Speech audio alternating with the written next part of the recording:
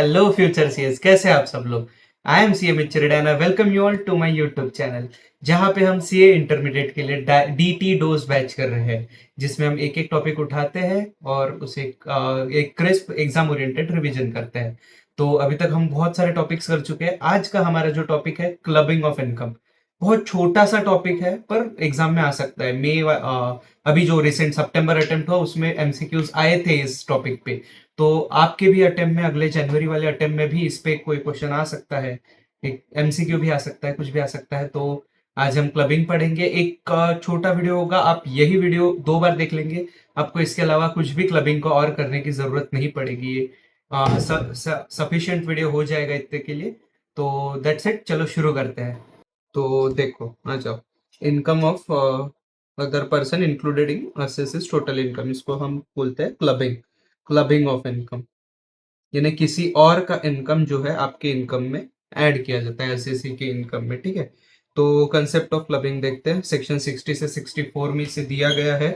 और देखो, normally SSC सिर्फ उसके ओन इनकम के लिए टैक्स लिया जाता है, पर अगर कोई आप टैक्स इवेजन करना चाहते हो, आप कोई टैक्स गलत टैक्स प्लानिंग करना चाहते हो, टैक्स इवेजन यानी आप कोई ऐसा ट्रांजैक्शन एंटर कर रहे हो जिसके थ्रू आपका जो टैक्स लायबिलिटी है वो कम हो जाए, और वो ट्रांजैक्शन बाय लॉ अलाउड नहीं है। ऐसा कोई आप आड़ा टीड़ा ये ट्रांजैक्शन करते हो, जैसे स्पाउस से रिलेटेड, माइनर चाइल्ड से, एचयूएफ से, तो उसे क्लबिंग में उस चीज का इनकम वापस आपके हेड में ही टैक्सेबल किया जाएगा। देखो, to contract attempts to reduce tax by transferring income generating assets without transferring ownership. Without ownership अगर आप ऐसे ट्रांसफर करते हो ताकि इनकम किसी और के हाथ में जनरेट हो, तो वो इनकम आपके हाथ में क्लब कर दी जाती है। इसके अब हम सारे केसेस देखते हैं। तो देखो, पहला देखो, transfer of income without transfer of asset. देखो, if a person transfers only income not the asset, then the income continues to be hand off. अगर आपने कोई इनकम ही, जैसा एग्जांपल ले लो कि आपका कोई एक हाउस है, आप कोई एक हाउस ओन करते हो और आपने बोल दिया कि इसका जो रेंट आएगा वो आपकी वाइफ रिसीव करेगी, आपकी वाइफ रिसीव करेगी, ठीक है। तो आपने क्या है, एसेट ट्रांसफर नहीं किया, एसेट आपके नाम पे है, बस आपने जो इनकम जनरेट हो रही है उससे रिलेटेड वो आपने ट्रांसफर कर दी है। तो ये क्या है, आपने सिर्फ टैक्स प्लानिंग की, आपके हाथ में उस प्रॉपर्टी में टैक्स ना लगे, आपके वाइफ के हाथ में लगे।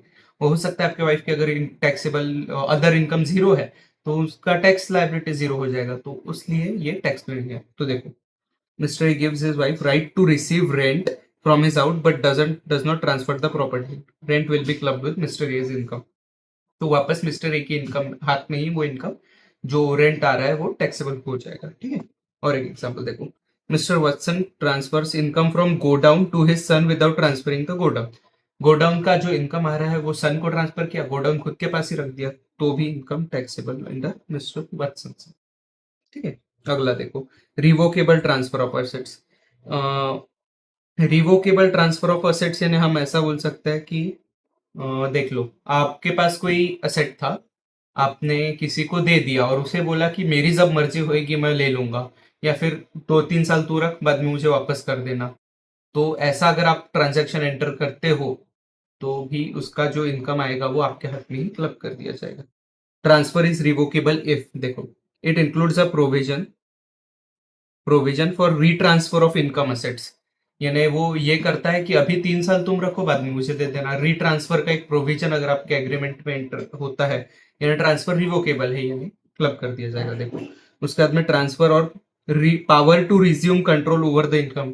अगर आपने ऐसा कोई ट्रांजेक्शन एंटर किया कि मैं बोला जब मेरी मर्जी हुई मैं वापस ले लूंगा एसेट, तो इसका मतलब क्या होता है, आपने जो आपका जो ट्रांसफर है वो रिवोकेबल है, यानी हाँ आपके हाथ में ही टैक्सेबल हो जाएगा, ठीक है।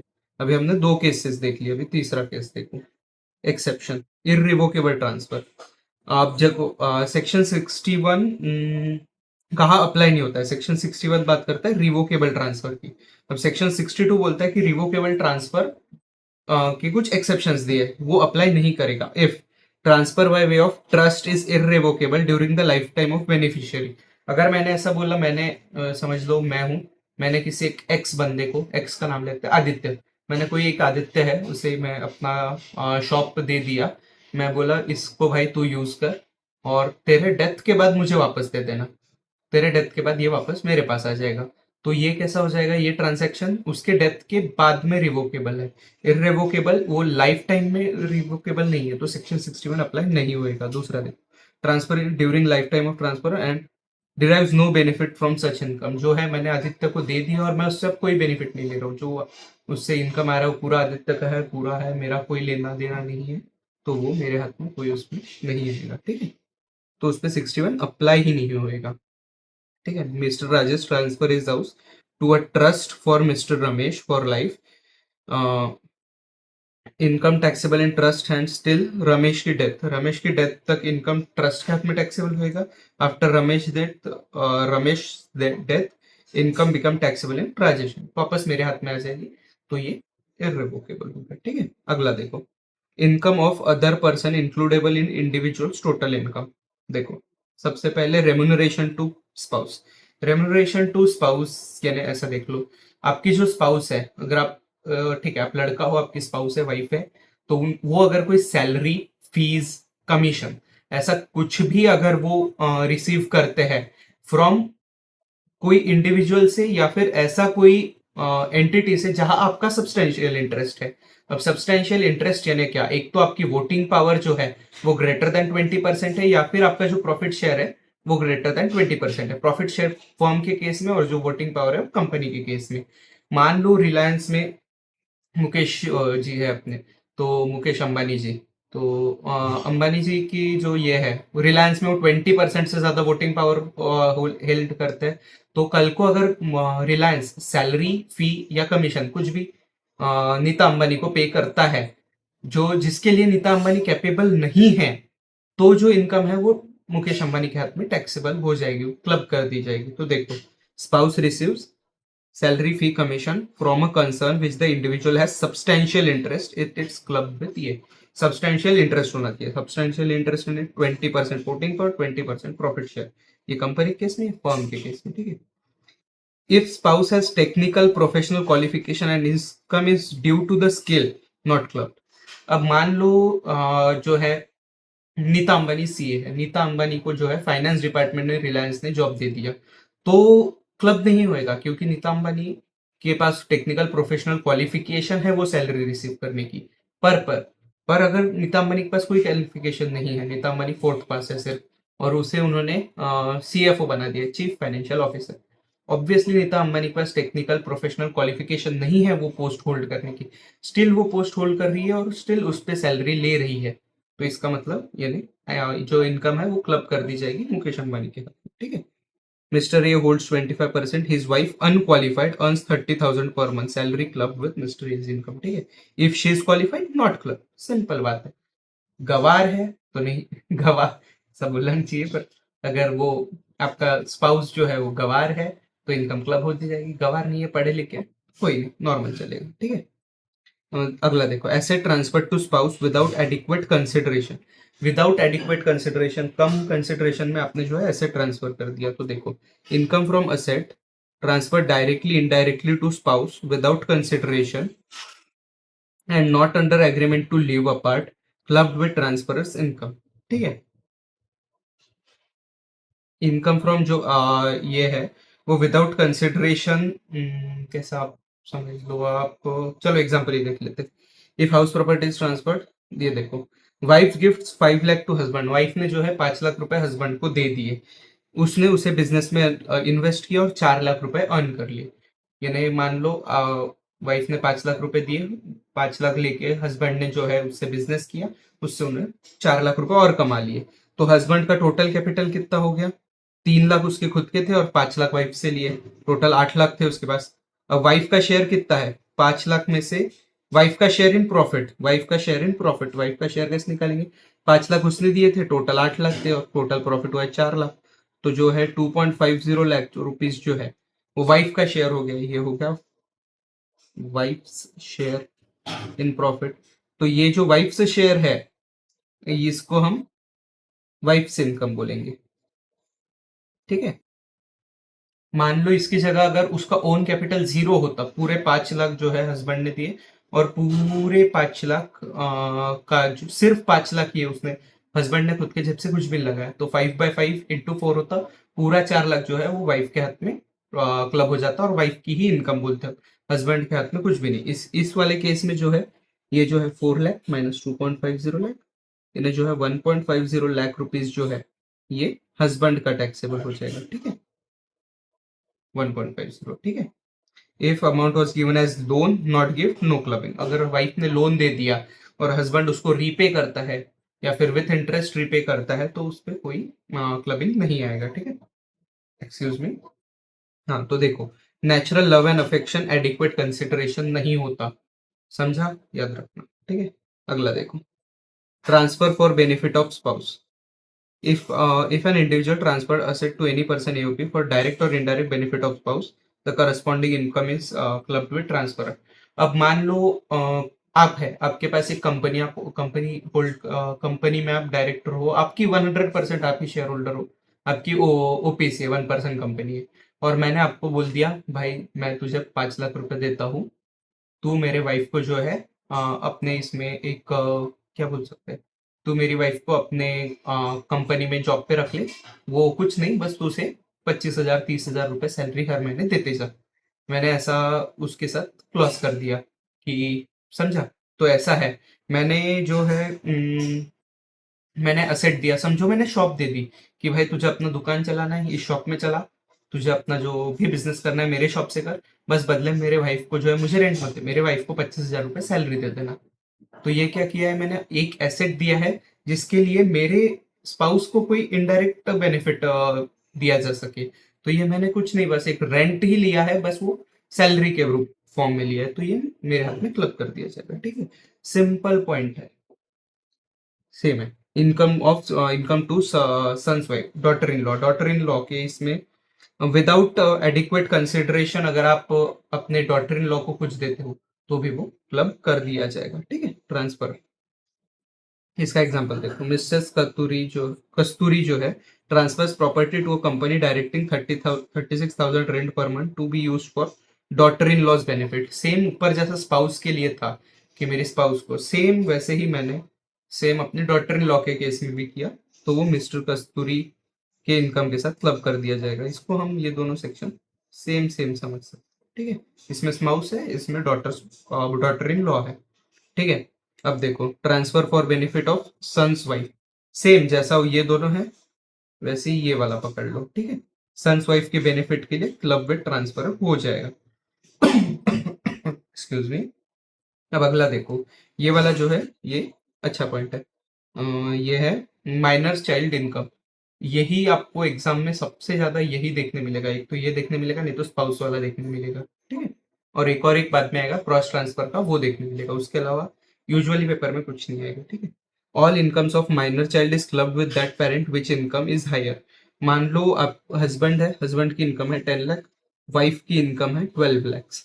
अब माइनर के चाइल्ड का कोई इनकम आता है, तो वो जिसकी इनकम हायर है उसके हाथ में टैक्सेबल हो जाएगा, वाइफ के हाथ में। ठीक है, एक्सेप्शंस, इनकम इसका कोई एक्सेप्शंस है, ये वाले केसेस में वो है, और जो इनकम है वो माइनर के हाथ में ही टैक्सेबल होएगा, वो क्लब नहीं किया जाएगा। तो उसके एक्सेप्शन है, पहला है इनकम फ्रॉम मैनुअल वर्क और एप्लीकेशन ऑफ स्किल टैलेंट। मान लो आपकी बेटी जो है अनुष्का सेन है, अनुष्का सेन चाइल्ड एक्टर थी, चाइल्ड सीरियल में काम की, पर उसने खुद के टैलेंट पे किया है, जो उन खुद के स्किल टैलेंट पे वो काम करती थी, तो उसकी इनकम क्लब नहीं कर दी जाएगी, वो उसके ही हाथ में टैक्सेबल होगी। ठीक है, टैक्सेबल इन चाइल्ड है। दूसरा देखो, सफरिंग फ्रॉम डिसेबिलिटी। अगर जो है वो माइनर चाइल्ड जो है वो डिसेबल है, अंडर सेक्शन 80U में डिफाइन किया गया है, आपको पता है 80U में डिसेबल जो है वो चाइल्ड है, तो भी इनकम क्लब नहीं कर दी जाएगी। ठीक है, once clubbed with one parent continues unless AO decide otherwise. अगर मान लो आपके फर्स्ट ईयर में आपका माइनर चाइल्ड 11 ईयर ओल्ड है, पहली बार इनकम आता है, अगर हस्बैंड के हाथ में वो टैक्सेबल हो गया, तो वो हस्बैंड के हाथ में ही होता रहेगा until and unless AO decide करता है कि नहीं, वाइफ की इनकम बहुत ज्यादा हो चुकी है, वाइफ के हाथ में क्लब कराते हैं, ऐसा नहीं तो कंटिन्यू करता जाएगा। ठीक है, और इसका कोई एग्जामेशन भी दिया गया है, देखो। ठीक है, अब जो है आपकी जो माइनर की इनकम है, माइनर कमाता है 2K रुपीज, ठीक है, साल भर में। अब क्लब कितना होएगा, तो गवर्नमेंट बोलती है इसमें से 1,500 रुपए का डिडक्शन ले लो, 500। क्या पता कौन से जमाने का डिडक्शन दिया गया है, पर 1500 रुपये पर चाइल्ड, 2 चाइल्ड है आपके तो 1500 3000 का डिडक्शन मिल जाएगा, ठीक है। और ये भी आपको ऑप्ट आउट स्कीम में मिलेगा, ऑप्ट आउट में, ठीक है।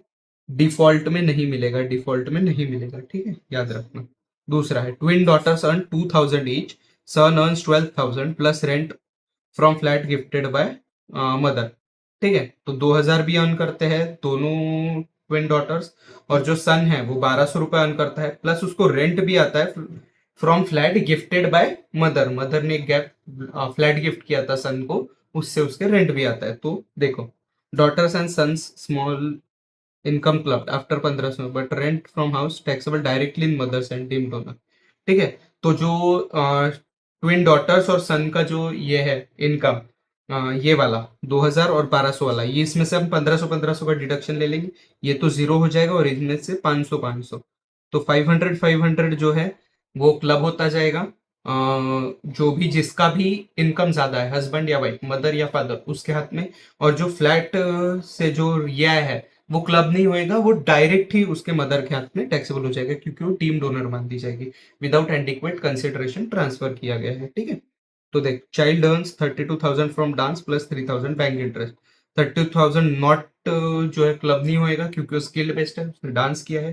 3000 क्लब होएगा आफ्टर 1500 डिडक्शन, यानी 1500 क्लब होएगा, ठीक है। अब देखो ये क्रॉस ट्रांसफर, अब देखो, ए की वाइफ है, ए की वाइफ है, फिर बी है, और बी की वाइफ है। अब मैं, अब आपने क्या बोला, अगर ए की वाइफ को गिफ्ट करता है और बी की वाइफ को गिफ्ट करता है तो क्लबिंग लग जाएगा। तो लोगों ने दिमाग लगाया, हम ऐसा नहीं करेंगे। हम क्या करेंगे, ए ने बोला ले भाई मैं बी की वाइफ को गिफ्ट करता हूँ, और बी ने बोला मैं ए की वाइफ को गिफ्ट करता हूँ। टैक्स प्लानिंग, गवर्नमेंट फंस गई। गवर्नमेंट ने बोला ऐसे कैसे, ऐसे तो हम होने नहीं देंगे, चलो हम क्रॉस क्रॉस ट्रांसफर का रूल लाते हैं। क्रॉस ट्रांसफर क्या बोलते हैं, इन दोनों ने म्यूचुअली अग्री किया कि ए ने बी को, मैं तेरी वाइफ को गिफ्ट देता हूँ, तू मेरी वाइफ को गिफ्ट दे। तो वो यानी क्लबिंग में नहीं आएगा। पर गवर्नमेंट ने जो है ये सीआईटी वर्सेस केशव मोराजी का एक केस लॉ था, उसमें डिसाइड किया सुप्रीम कोर्ट ने कि नहीं, ये आप गलत कर रहे हो, ऐसा नहीं चलेगा, ये इनडायरेक्ट ट्रांसफर ही है। आपने क्या किया है, इसकी उसको दिया, उसको दिया, घर घर की प्रॉपर्टी घर में ही बची, ठीक है। तो देखो, Vasudev gift 6 lakhs to brother's wife, brother gift 5 lakh to Vasudev life, interest on club with respective husband, ठीक है। जो भी इंटरेस्ट आएगा, जो भी उससे इनकम आएगी, वो रिस्पेक्टिवली क्लब कर दी जाएगी खुद खुद के हस्बैंड के साथ, ठीक है। Conversion of individual property to HUF property, ठीक है। If member transfers self-acquired property to his HUF without consideration, income from served in individual hand. अब जो HUF आज के जमाने में सिर्फ टैक्स प्लानिंग के लिए बचा है। आई डोंट नो अभी कि HUF का बहुत ज्यादा रेलेवेंस है, आई डोंट सी इतना ज्यादा रेलेवेंस बचा है अभी HUF का। अभी HUF मोस्टली जो है वो टैक्स प्लानिंग के लिए है। तो देखो, अगर HUF को आप कोई, आपका कोई ये है, मेरा नाम है मीत, तो मैं मीत, अगर मीत एचयूएफ को कोई एसेट विदाउट एडिक्वेट कंसिडरेशन या विदाउट कंसिडरेशन फ्री में ट्रांसफर करता हूँ, तो वो एसेट से आने वाला जो ये आएगा वो मेरे हाथ में ही टैक्सेबल कर दिया जाएगा, ठीक है। इफ लेटर पार्टीशन हो जाता है, income received by south direct transfer clubbed with its income, ठीक है। छोड़ो, आगे देखो, income includes loss, the term income includes loss, ठीक है। अगर आपका कोई असेट है, आपने असेट दिया अपने स्पाउस को और उस पर लॉस हो गया जो है, तो भी लॉस जो है वो भी क्लब हो जाएगा। ऐसा नहीं कि लॉस उसके हाथ में, इनकम मेरे हाथ में नहीं, लॉस भी मेरे हाथ में क्लब कर दिया जाएगा, ठीक है। अब देखो, सेक्शन 61 64 में देखो, सेक्शन 61 बात करता है एनी पर्सन, 64 बोलता है ओनली इंडिविजुअल्स। रिवोकेबल ट्रांसफर, ये बोलता है रिवोकेबल प्लस इरिवोकेबल ट्रांसफर। ये बोलता है एसेट ट्रांसफर, ये बोलता है इनकम टू रिलेटिव्स। और ये बोलता है revocable trust, income from asset gifted to spouse, ठीक है। ज्यादा ध्यान, सेक्शन नंबर नहीं भी याद रखोगे तो चल जाएगा। सिंपल सिंपल क्वेश्चन आते हैं, ज्यादा कुछ इसमें जो है आईसीएआई खेलता नहीं है, ढंग के साधे सिंपल क्वेश्चन आते हैं, ठीक है। उसके बाद में देखो, ये समरी टेबल बनाया, समरी टेबल भी देख लेना। सेक्शन 60 ये बोलता है income transferred without transferring asset, club with transferor. Section 61 बोलता है income from revocable transfer, club with transferor. Section 62 बोलता है exceptions, not club till revocation. 64(1)(2 बोलता है spouse remuneration from concern with substantial interest, except, हाँ एक्सेप्ट वन क्वालिफाइड, अगर qualified है तो नहीं, या फिर क्वालिफाइड नहीं है, अनक्वालिफाइड है तो क्लब हो जाएगी। ठीक है। Asset transfer to spouse without adequate consideration, club कर देंगे। Transfer for benefit of spouse, spouse son's wife, son's wife, अरे यहाँ सन्स वाइफ नहीं आना चाहिए, यहाँ डॉटर इन लॉ आना चाहिए, डॉटर इन लॉ। ठीक है, क्लब क्लब। ठीक है। उसके बाद में minor child's income with higher parent exemption of 1500 पर, इसमें स्किल और स्किल और क्या था, हाँ स्किल वाले, स्किल वालों के लिए नहीं आएगा, स्किल वालों के लिए नहीं लगेगा। Conversion of self acquired property to HUF, income continues to be asset in individual's hand. देखो इतना ही है क्लबिंग, वी आर डन, खत्म। देखो तो क्लबिंग ऑफ इनकम खत्म हो चुका है, और इसमें इससे ज्यादा कुछ नहीं है। आप ये वीडियो 2 बार देख लो, ये इतना जो समरी टेबल है आप इतना ध्यान रख लो, that should suffice for your exam. इसके बाहर कुछ नहीं आएगा। इजी क्वेश्चन आते हैं, घुमाती है ऐसी है। सितंबर में काफी अच्छे एमसीक्यूज आए थे, बट ठीक है, सॉल्वेबल थे, इजी था। एंड कैसे स्कोरिंग टॉपिक है, एक क्वेश्चन आएगा ऑन स्पॉट आएगा, आपको आता है सीधे 4 मार्क, 4 6 मार्क देके जाएगा। तो ठीक है, अगर आपको वीडियो अच्छा लगा होगा तो लाइक कर दीजिएगा, अपने दोस्तों के साथ शेयर कर दीजिएगा। और देखना कितने 20 to 23 मिनट्स का वीडियो बना है, तो काफ़ी यानी डिटेल्ड वीडियो है। आप इसके एग्जाम के पहले स्पीड बढ़ा के देख लो, डन है। इसके अलावा क्लबिंग में कुछ नहीं आएगा। एक बार इलस्ट्रेशंस पढ़ लेना बुक में के, मॉड्यूल में के, बस है। ठीक है, तो that's it from my video. Subscribe कर देना, लाइक कर देना। चलो बाय बाय।